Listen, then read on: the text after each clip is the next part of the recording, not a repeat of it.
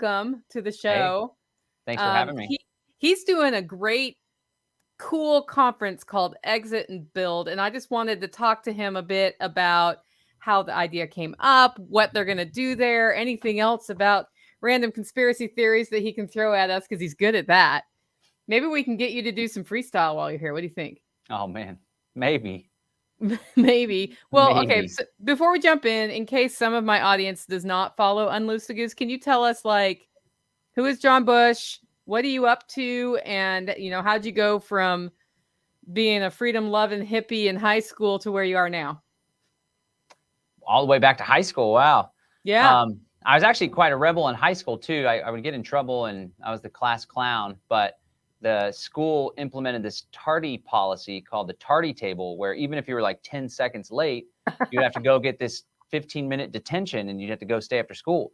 So me and some friends devised a plan. We called it the Student Anarchist Front.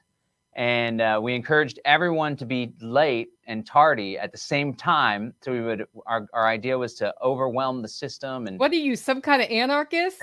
we ended up getting in trouble, and the principal came and pulled us all out of class. And this was shortly after Columbine, and they were like, "You're just setting up another Columbine to take place." And I don't know. Anyway, so I guess I got into conspiracy research in 2002 when I was questioning 9/11. And then I learned about a dark and sinister plan to create a totalitarian government. And then from there, I learned about the Constitution, and I had a reverence for civil liberties. I learned about Ron Paul in 2007, and that's how I really dove deep in libertarianism. And that was like a evolution or a devolution into anarchism through Murray Rothbard and agorism, Samuel Reconkin, and Yeah. did politics for a while, local and state politics. But really what lit my heart on fire was encouraging people to participate in alternative institutions, whether that's growing your own food, using cryptocurrency. Before we learned about cryptocurrency, we were encouraging people to use silver dimes and junk silver as money. And now a big emphasis of mine is helping people with the knowledge and empowerment so we can exit the big cities, the smart cities, buy land and build community together in rural areas. Because I really think that's where we're going to be able to find most freedom and have get the best bang for our time as far as the pursuit of liberty. This is what I use for money right here in my network. What is that? Is That's a that can those green beans? home gan green beans, yeah, that we grew here. Nice. Y'all trade all that stuff? You got quite the network. Super Yeah, we'll excited talk that you're going to about be that at presenting. Exit and Build, kind of how that community's come to Yeah. be a thing. But yeah, we're really working on figuring out the communal food that we're producing and who's putting in a little bit more time than other people, and then how we share in the bounty that we create with everybody feeling like they're being treated fairly. Sure. Which can be a little tricky if you don't talk about it a lot. Yeah, communication is critical. I came up with the idea for the Freedom Cell Network back in 2005, and we had a little inner cadre group of like 6 or 7 of us. Mm-hmm. And of course, it fell apart. Everyone was really resentful of me because I'm just like a natural leader type, and people would come over to our property. We had a 2.5-acre homestead, and we would do garden days every Sunday. And so I guess people thought that I was bossy, but there was this problem that I experienced because everyone would just look to me for direction. And so naturally I would provide direction on what to do, but there was all this like unspoken resentment that would come out and as like a flare up and a big explosion. So yeah, communication is absolutely critical. Open communication and like setting foundational communication strategies and methodologies so that when conflict inevitably does arrive, there's already a way to address it and everyone feels heard and the problems get addressed. Okay, well, let's talk a little bit. What is Exit and Build? What made you want to do this year in particular? And like, what can people expect if they go to the conference? Well, my fiance and I just closed on a 10-acre homestead, and it had been a dream of ours individually and together for many, many years. And we finally really put in a lot of hard work to pull together the down payment, and the process was difficult and cumbersome, from finding a place, putting in an offer, the inspection, dealing with all the financing and the brokers and all these fees that pop up. And so I've known for a while now that much of the tyranny, just traditional tyranny like police state, taxation, regulation, it always takes place in the cities, mostly in the cities, more hardcore in the cities. And then now, with the Great Reset and all this technocracy, which is ruled by experts and scientists, we have all this creepy surveillance stuff and smart cities and Internet of Things and 5G interconnectivity. And now we have all this vaccine passport nonsense. And so it's even more important now to, in my opinion, leave the cities, go be in the rural areas and build community, whether it's an intentional community with people on the same property and they own the property cooperatively, there's one homeowner, people rent or whatever, or like you guys are doing in Tennessee, where you own your own property, but you still build community with like-minded people in the area. So we were able to pull off the purchasing of land. We're building an intentional community. We have one community member now, and we really just want to teach people and educate people, and most importantly, empower people to take this path with us. One of my big visions is to get thousands or tens of thousands of people to move outside the city to build these communities. And then we'd link up the communities in a confederation of sorts, where we have trade routes, we have defense agreements, we support one another, we learn from one another, and ultimately we just build our own free society outside of the scope of the man. That sounds really, really cool. What I like about the lineup you have is you have a lot of different perspectives on how to exit and build, how to get out, different methods of putting your homestead or your land together, different approaches to community, from sort of a more of a commune approach versus an ownership-based approach. Why did you do it that way? Well, there's a lot of different people that are involved, and there's a lot of different paths. And, if we were to just do the intentional community, the cooperative buying kind of deal, then, some people don't want to do that. For example, we want to have a community that has with multiple people living on the same property. But I decided, and really, brought my fiance along with me with this, because she wanted to do more of a cooperatively owned thing. But it was my feeling that the first property that we buy, because I have two kids, they're 8 and 9, and I don't want any conflict. I don't want any drama. I don't want any uncertainty. I just went through a divorce a couple years ago. It was hell. And it was like, what's going to happen? What's the custody agreement going to be? And it's like, where is she going to live? What's this? It was hell. It sucked.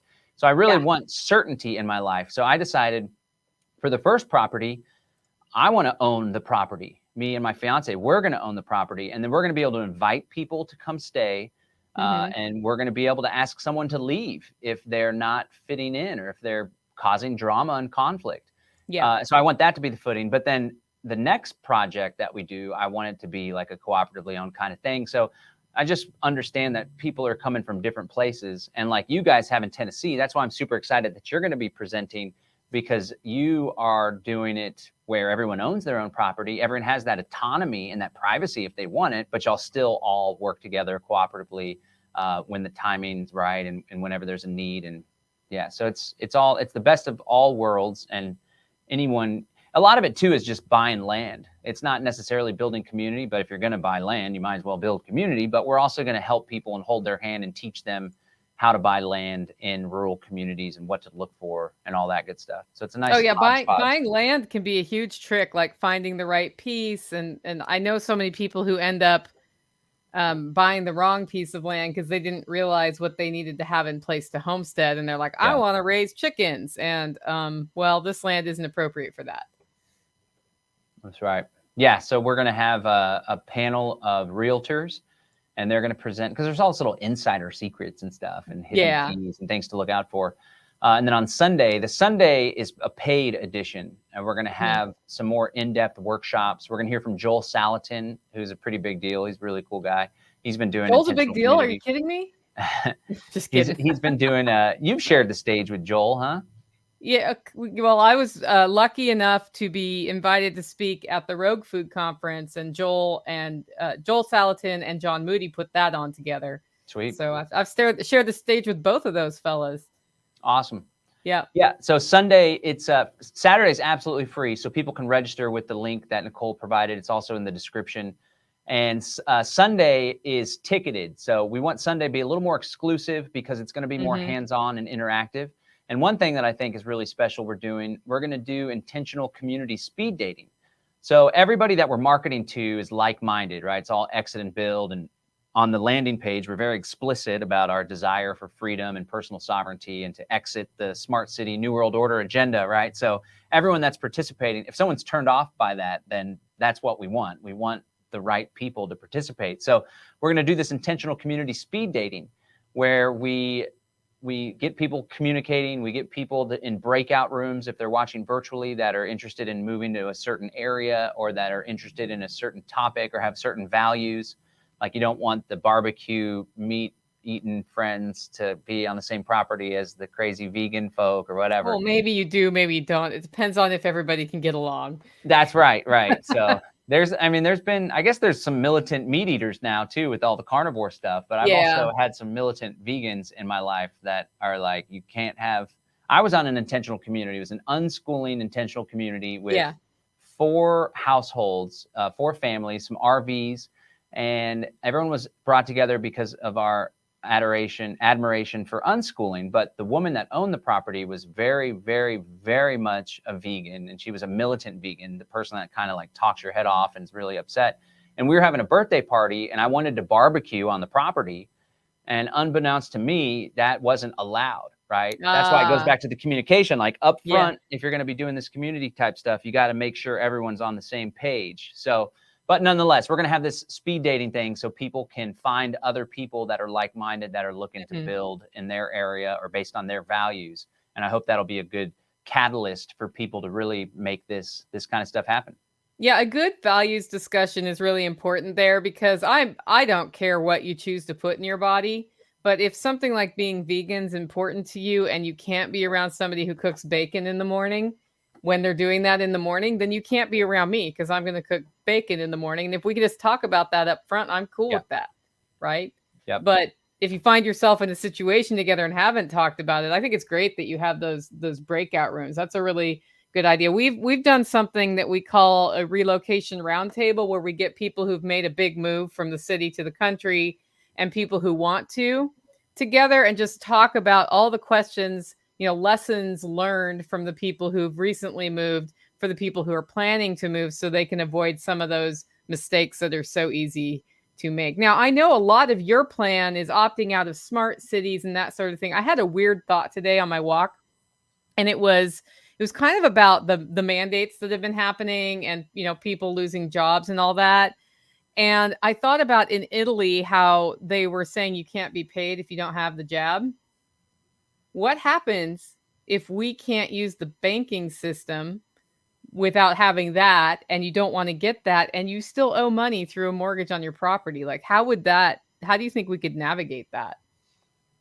I don't know, honestly. I guess another entity could pay it, or you could give turn over the deed. I mean, I guess you don't really have ownership of the deed until you pay off your mortgage, but I don't know. But I think that the banks wouldn't go along with something like that because it means that they wouldn't get paid at the end of the day. And even though they could foreclose on the property, that's going to lead to a lot of headache and a lot of unwanted stuff. There's all these like checks and balances built in, right? So like there's this quest to control and surveil, but there's also like in the US, at least, we have a federalist form of government. So even though Biden wants to do A, B, and C, we now see DeSantis and South Dakota and Governor Abbott here in Texas pushing back. So I don't think the path towards total technocracy is going to be as easy as they would hope. However, I don't know if you saw, but just today, the Department of Homeland Security announced that they're not going to allow foreigners I think it'll apply to U.S. citizens too, into the country, into the U.S. without a vaccine. I don't know if it applies to U.S. citizens. That would be good to know. But I did know, I saw Canadians can't come without it, for example. That's pretty hardcore. Yeah, but I mean, I think we knew that was coming, right? You apparently can still run over the border illegally unjabbed at this time.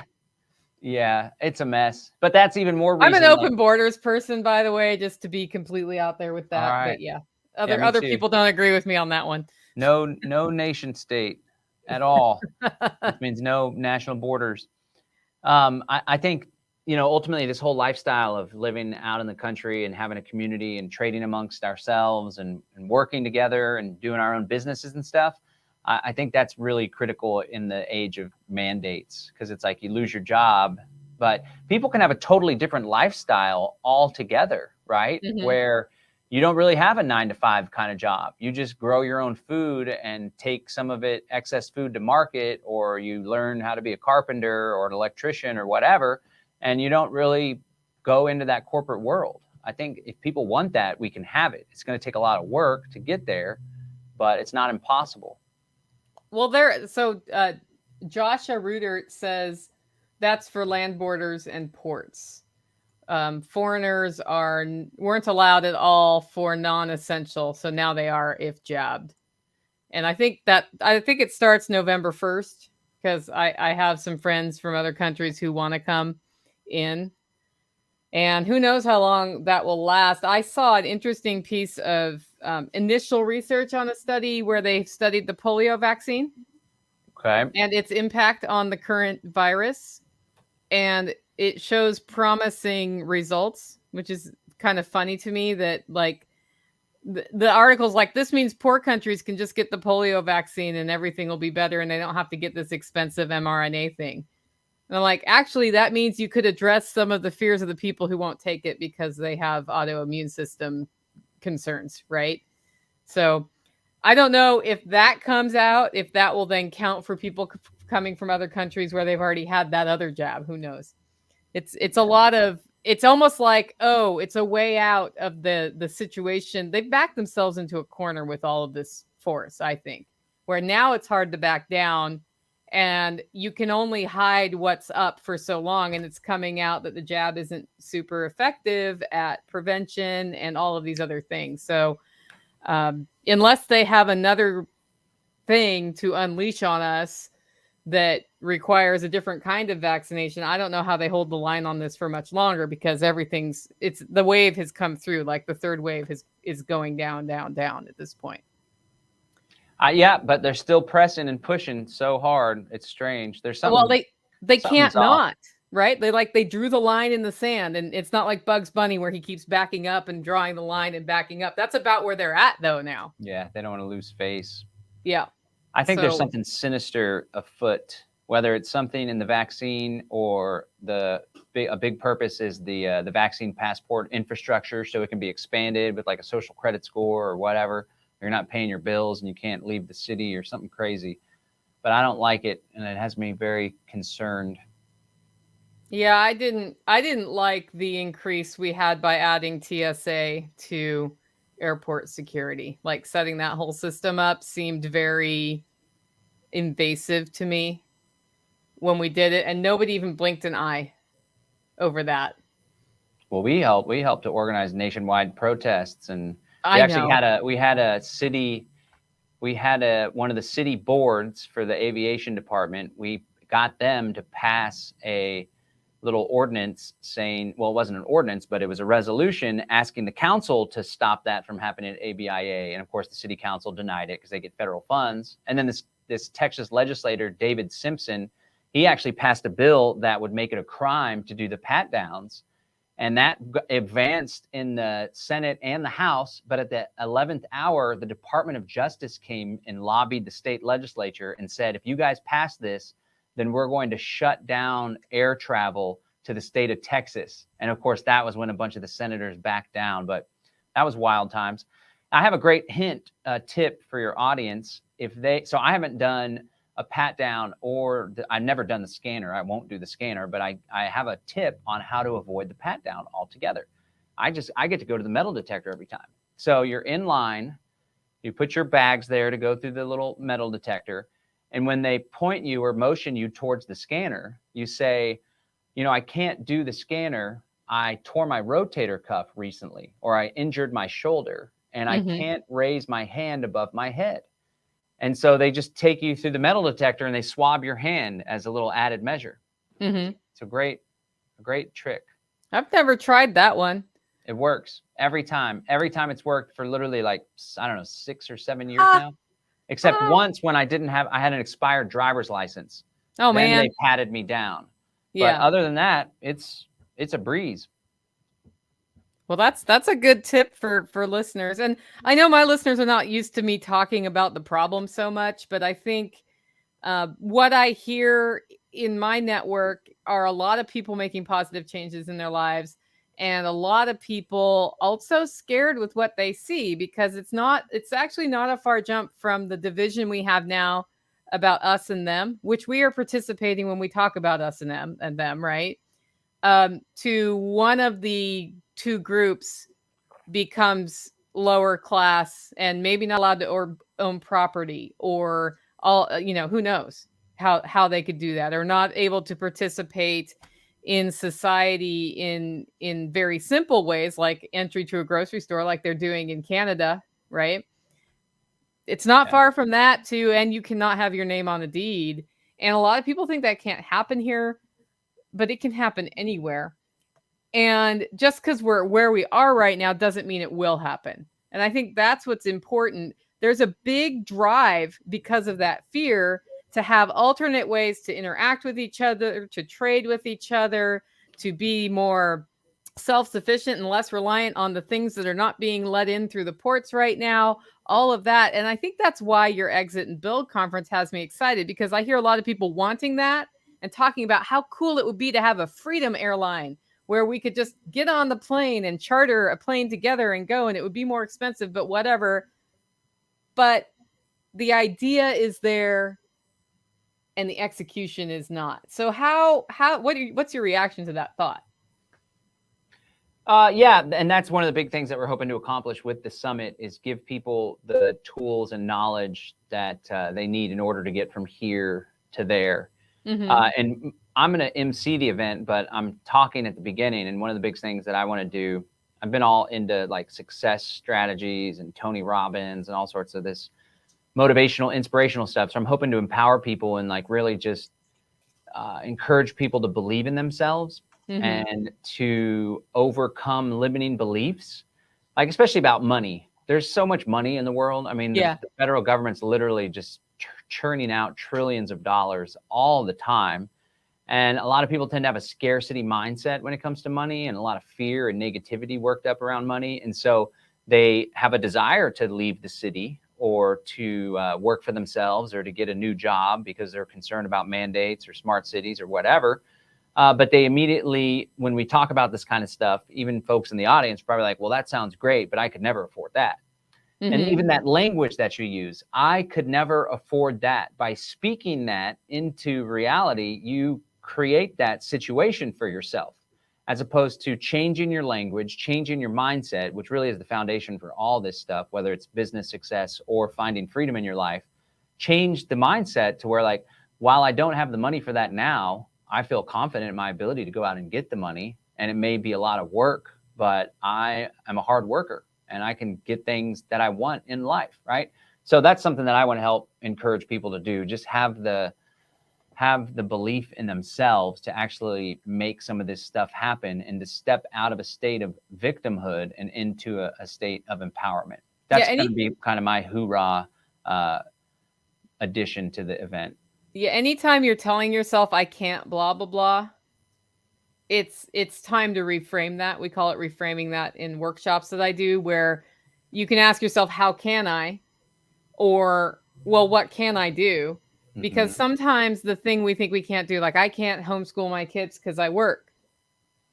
Well, okay, so how could you homeschool them? Like, are you using the schools as your babysitter? So it's a babysitting problem. Is it a skill problem and you need to find some resources to link up with? Is it that your kids haven't learned how to self-direct and we need to get the kids kind of taught on how to self-direct their learning? There are a lot of reasons why people think they can't do something, that once they jump down and evaluate it and ask themselves, how can I, or what can I do, they find themselves taking one step and then another and then another. And pretty soon they've done what they said they can't do. And, it's not that it's magic, right? It's just you're focusing your energy on a solution rather than on a victim-based problem. Yeah, for sure. Reframing. I like that. Yeah, and once you you can develop a mindfulness to catch yourself in the moment whenever you're saying that kind of stuff and to interrupt it. And at Live Free Academy, that's one of the entities hosting the summit. I teach this empowerment philosophy, and it's 4 parts. And the first part all has to do with mindset, the reframing, the believing in yourself. And then the second part, which is great, I'm going to use that, how you, instead of having a problem and feeling victimized, you focus on the solution to that problem. And so the second part is to come up with a strategy, how to get from here to there, plans, goals, ideas, a plan. And then you work with other people. That always makes things easier. Community, hiring a team, finding a team. And, in the example of homeschooling, of course, a lot of people say, I can't do that. I don't have the time. We work full time, right? Well, like you're saying, you can be like, okay, well, what do I need to change here? Something's got to change.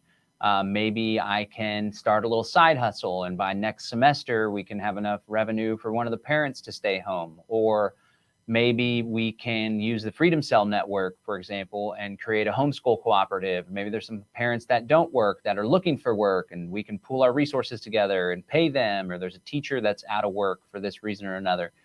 All right, so it's mindset, strategy, working with other people, and then the last step is massive action. And I think a lot of folks, especially younger people like millennials and such, I think technically I'm a millennial, although I identify as a Generation X, right? So you identify as an X. Well, see, millennials don't have any borders, so you can be whatever you want. You could go be a boomer if you want to. There you go. Yeah, so don't misgeneration me. There's misgendering and there's misgenerationing. But I think a lot of millennials and stuff, especially, are there's just so much that's been handed to them, and there's so much digital sit behind a computer kind of thing. And now they're growing up in this era of entitlement programs and stimulus and all these unemployment benefits. And I think a lot of people just are losing their hard work ethic, right? People in our community included sometimes. And so sometimes you just really got to buckle down and put in some 10, 12-hour days, or sacrifice evening Netflix time, or sacrifice vegging out and drinking beer on the weekends, or going to happy hour with your friends, and do the work to accomplish your goals and get what you want out of life. And that's really all it takes. Everyone's capable of it. When me and Rebecca got together 4 years ago, I was broke as a joke, and I had a beat up minivan that would break down all the time. And when we would go on little trips to conferences and stuff, we would put it all on her credit card and then had to catch up later on. I lived with my parents for a little while after I separated for a few months. That was kind of demoralizing. And then I was living at a friend's house, renting his place, renting his upstairs with my kids and stuff. And it was a total struggle. And my business I was making like $5,000 a month in revenue, which is hardly a business at all to sustain yourself with 2 kids. And that was just 4 years ago. And it was, it takes time. It takes goals and commitment and a ton of hard work. And I have no idea how many 60, even sometimes 70-hour weeks that I've put in, whenever I have these summits and workshops. Oh yeah, it takes forever. So anyone can do that, is the point that I'm trying to make. I was in a really rough spot, and I've lifted myself up, and now business is flying and life is good. And we bought this property and stuff, and we just bought a Tesla, which is super cool. That's very enjoyable to drive. And we have solar panels getting installed today, with Tesla Powerwalls. So the Tesla is going to get charged by the sun with the Tesla Powerwalls and the solar panels, and getting off the grid. But okay, I'm jealous about the Powerwalls, man. I kind of want one of those now. They're cool. They're badass. We got 3 of them. Our goal is to create a little microgrid that'll provide energy for all the tiny homes and little community homes we're going to put on the property. That's really cool. Yeah. I can't wait to. All right, so we're not doing this at your property though, right? We're doing the event somewhere else at a venue. Yeah, we're doing it in LaGrange, Texas. There's still a small number of tickets, maybe like 10 or 12 left for people if they want to come in person. 10 in-person tickets, guys. Get them now. Yeah. I'll hang out with you in person. That's right. And on Sunday, we're going to go tour a regenerative agriculture and It's called Jersey Barnyard. They have Jersey cows, and they do Yeah. cow milking, and they have goat milk there. And then we're going to visit this woman's organic garden.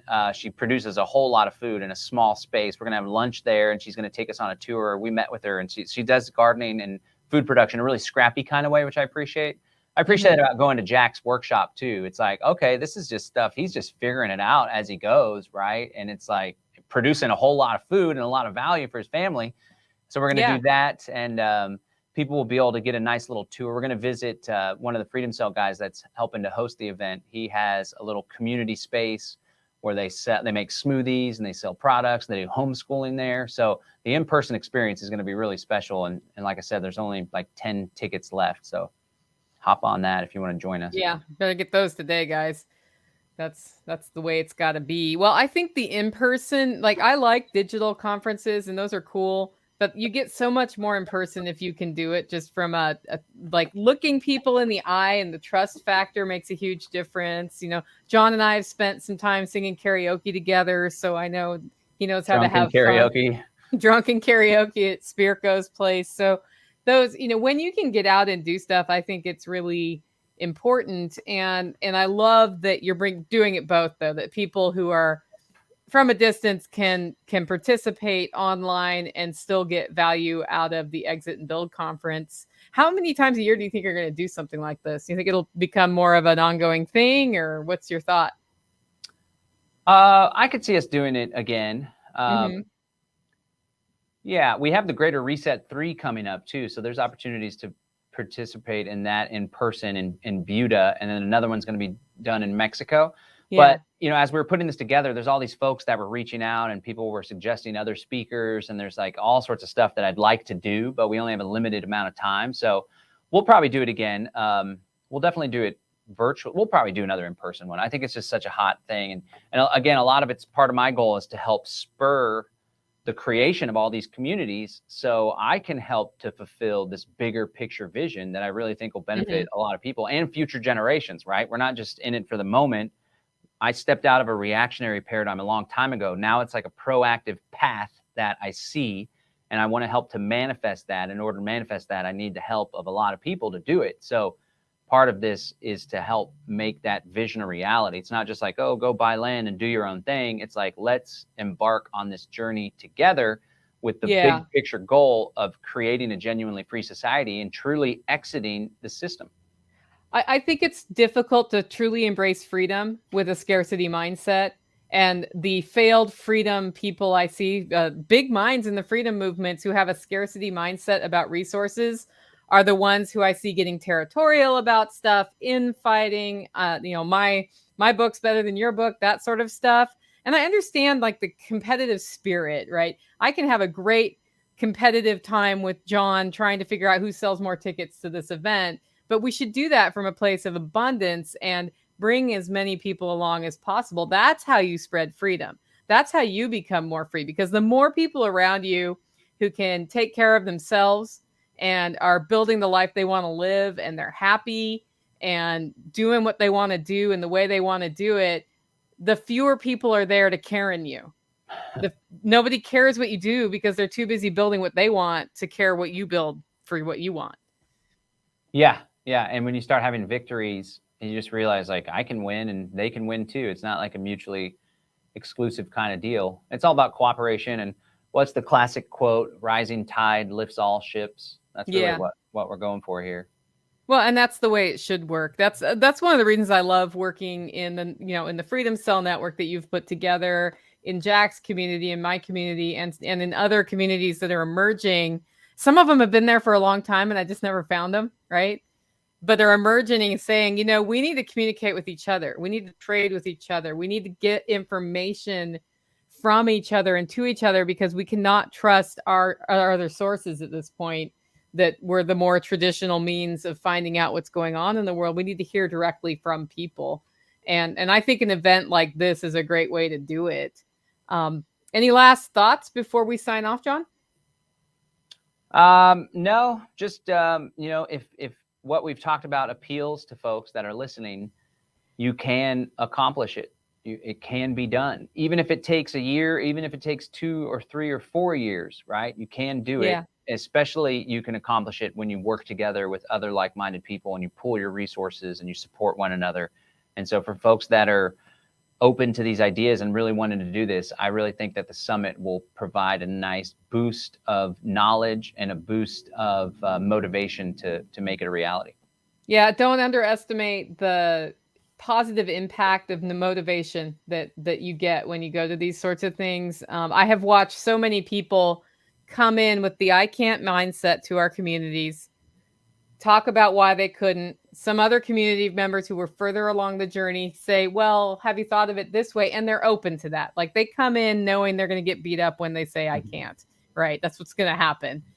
And 3, 4, 5 years later, they're out buying their first homestead. They're talking about putting in solar water heaters, moving their family across the country. Lots of progress just from entering with "I can't," shifting that mindset, and then implementing. So, John, thanks for putting this together, and thanks for making time to talk to me today.